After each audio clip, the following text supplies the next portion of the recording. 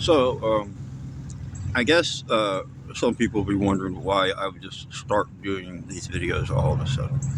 Well, I've just decided to embrace who I am and allow myself to be me for the first time in my life and not let other people dictate uh, what or who I should be. And I realized that a lot of the videos on Voodoo Child Music on YouTube are just stuff about me or my family, but that stuff does mean a lot to me.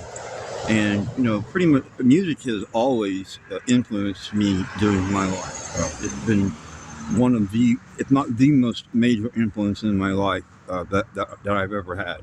It means a great deal to me, and I love it a lot. Um, just like I love my family, my son, some of the videos on here I'm doing for him. Um, I had a rough life.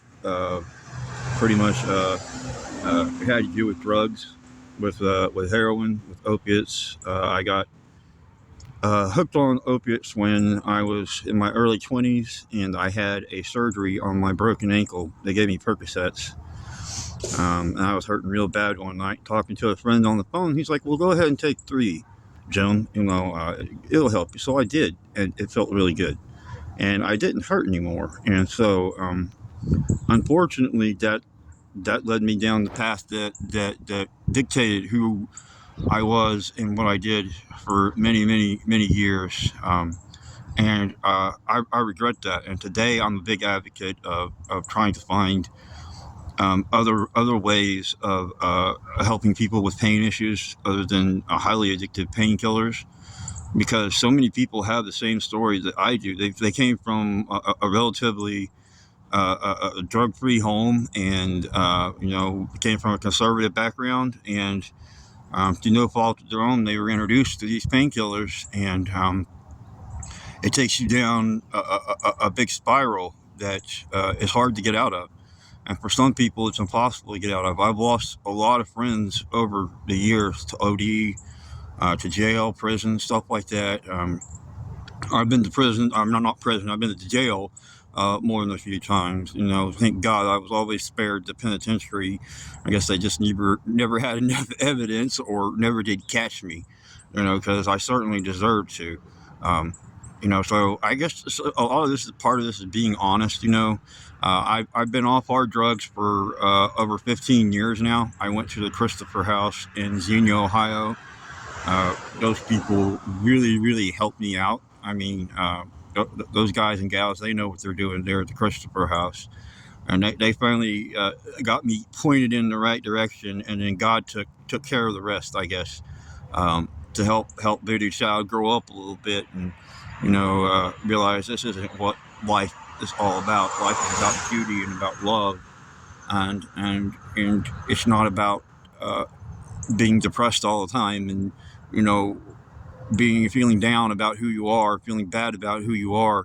You need to feel proud about who you are. You bring positivity into your thinking, you're going to bring positivity into your life. And so that's what I'm doing now. So yeah, I do have a past, and I've done some bad things. I've never done anything really, really horrible. I've never killed anybody. I've never raped anybody. I've never even stolen a car. Nobody ever taught me how. I don't know why I'm worth it, but anyway. Uh, I did a lot of stuff to get drugs, and I'm not proud of it. And I'm so happy that God set me through from that, and that I haven't had to worry about that. I got some really good doctors, and they put me on some really good medication-assisted treatment, which includes Suboxone. And Prozac, and I also have medical marijuana for my anxiety, which also helps out a great deal. I realize that's a hot button issue. I really don't care what you think about it. It helps me. So I've got my life, I pulled up on the stick, and I've got myself stabilized, and it's taken a long time to do that. So if you're out there and you're in a world of darkness, and you just don't feel like there's any way out for you, I promise you there is. If I can make it, if I'm still here right now making this video, talking to you after all the shit that I've been through and after all the shit that I've done, then it's possible for you to have a normal and a happy life. I promise. And you just got to be willing to really, really dig in your heels and say enough is enough.